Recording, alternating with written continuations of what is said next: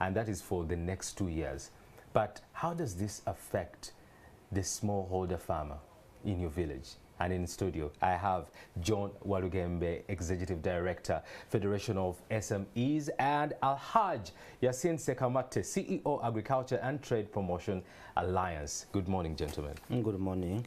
Alhaj, yes. Assalamu alaikum. Wa alaikum salam. This is your first time here, right? Yeah, should be on your show. It's my first time. Good morning, viewers, and thank you for hosting me. Perfect. Tell us about Agriculture and Trade Promotion Alliance. What do you do as a company? As a business person, and with many of my colleagues, we realized a gap in protocols of enhancing our economy through agriculture and agribusiness, and it was under that perspective that we decided to establish an association that could help us to reach our voice and also compromise a gap that we had to external markets. And we said, how can we also put a platform that can help Ugandans to have a direct access to these markets, and both local and international, and that is how we came out with the Agriculture and Trade Promotion Alliance. Of course, agriculture and agribusiness has been the backbone of development in many African countries, and Uganda also being a part of the Nigerian agreement to at least fund agriculture and agribusiness up to 15% of her budget.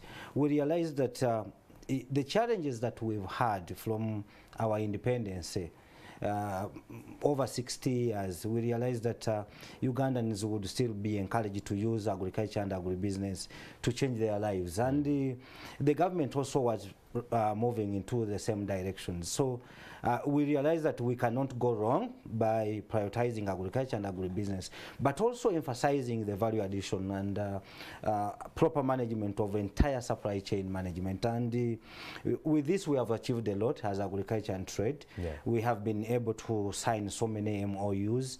We have been able to take so many delegations outside Uganda.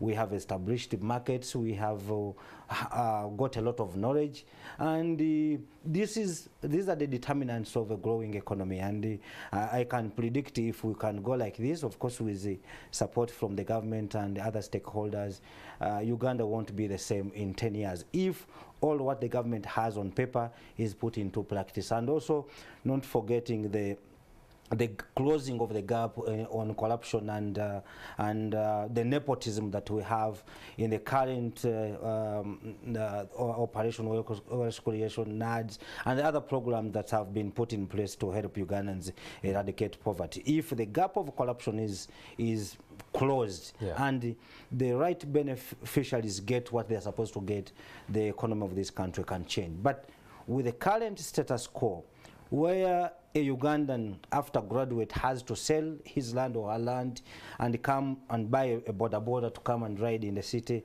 and get a 20,000, 30,000 for living, I think without the government coming up with a proper arrangement to handle such situations, our economy will not reach that. But as agriculture and trade, we said we must recruit more people from non-production to production. Like our economists here, when you talk to them, they will tell you our economy is okay, it is growing up. But in the actual sense, the few are so rich and the majority are so poor. And we do not have a minimum wage. We do not have a middle income earners here. So if we are to predict Ugandan growth economically, we must go back to the roots by encouraging more people into commercial way of doing things, but not leaving them in a situation of saying, I can grow my food, I can feed my children, and they get comfortable with that little life. So there's a need to change the mindset of Ugandans to understand that leaving 2 or 5 acres of land, giving them out for you to acquire border to come to the city, you are first of all jeopardizing your life. Secondly, you are going to get a peanut from what you should have produced from the 2 acres you have. So I believe as agriculture and trade that if we equip these people with knowledge to understand the gold they have already, rather than just helping them with the small loans or what, and they come on the street and break their legs, lose their lives, and even criminals come and infiltrate their sector and it become messed up. So we are very certain that with agriculture and agribusiness, we can change the economy that has been stagnant due to the COVID-19. But one thing the Ugandans need to know is that the Ugandan government still hold the mandate to change the livelihood of Ugandans. By doing the following, we think something can be done. Look what the SMEs in Uganda here. Uganda has very good plans, for example, to help the business community. But look what the tax burden, for example. If someone owns a business in Uganda here, and it is subjected to 18% of VAT, to 6% of withholding tax, to pay as you earn, to income tax, to local service tax, without forgetting the statutory obligations of NSSF, operations, and the other costs, how can you run a business when you have such a burden? So one of the fluctuations that the business community we have is the taxes that are abnormally allocated. And finally, when you look at one of the best determinants of a growing economy, fuel, for example, when you look at the prices of fuel, even the minister until now, they have not come up with any plan to help Ugandans. And this is a betrayal to them, and they have to know about this. And if we don't use the platforms we have to tell them the fact that Ugandans are suffering because their leaders who are holding positions that have not taken their responsibility serious, we are not going to change our country. Leaders must know that enough is enough. They have to take their responsibility serious. To know the determinants, you cannot be buying a liter of fuel at 10,000 and you expect me to transport, for example, bananas from Mbalala to Kampala. I mean, make the life easier for the peasant, for the smaller farmers to also earn a living. But if I cannot even manage fuel of 10 kilometers, for example, look at how many Ugandans who are employed, even in the corporate world, that have already packed their cars due to the fuel prices. So to me, the obstacle of development of this country is partly because of some people holding offices that are not doing enough to make sure they take their responsibilities. And I would like to bring in our usual suspect, Mr. Walugembe John. Yes, quite a passionate speech from Al-Haj. Yes. Just going back to the topic of the day, and that is the decision by UCDA to exit from the ICA agreement. What's your take on that? How is that affecting SMEs? Okay, so first of all, to give viewers a background, in September 2021, UCDA notified the International Coffee Organization that they are withdrawing from the International Coffee Agreement, which was, of course, initiated around 2007. Yeah. Now, all countries have signed the extension of this agreement except Uganda. And Uganda has raised 7 issues. The first one is the issue of high tariffs on processed coffee particularly. So as we try to export, they say developed countries place a lot of tariffs, and so that's something that they cannot completely support.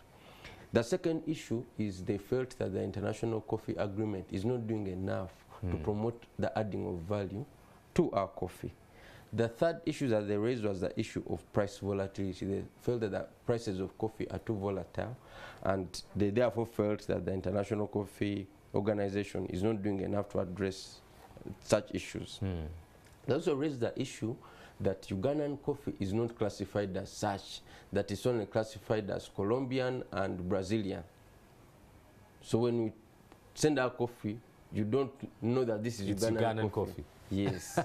And then they also said that the International Coffee Organization calculates indicator prices, and they felt they were not based on sound statistics. And as a result, farmers tend to get a raw deal. And they also said that the ICO, the organization, is not doing enough to support farmers through grants and projects and things of that sort. They said 70% of all the funds that member countries contribute go towards administrative costs, salaries, and things of that sort. Then they said that they also raised the issue around projects and things of that sort. So that's the 7 issues. Now the International Coffee Organization responded. It says, 1, of the 7 issues, the 3 have nothing at all to do with the International Coffee Agreement. And which are those? They, for instance, they for instance talked about the issue of barriers to trade. They said, in fact, Article 24 of the agreement explicitly talks about removal of obstacles to trade and consumption. They further said that on issues of value addition, Article 26 said that measures should be taken to ensure that coffee is processed. On the issue of price volatility, they said now this is out of their control because as countries they chose to shift towards a free market kind of system in the pricing of coffee. As a result, no single entity or country or individual can determine coffee prices. So they said individual countries like Uganda need to take measures to ensure that they manage price volatility at the local level, or at least the impact of such on farmers. They, for instance, proposed maybe Uganda can promote more domestic consumption of coffee. So in other words, because all that you're saying, Mr. John, is that... But most importantly, this wasn't a smart decision. Before you interject, they said, you cannot change something when you're not at the table. You cannot say... You can't be outside you cannot be like our parliamentarians who say, I disagree with that decision. I'll walk out. Let me walk out. So as you walk out, more decisions are taken. Are being made. And by the time you come back. By the time you come back, you now even have to sign on more decisions that were taken in your absence that you cannot even complain about. So do you think this was a smart move? No, the people who came up with these things, they were just trying to find excuses. They lumped together issues that some are long-standing issues that affect other sectors. Some are issues that have taken very many years.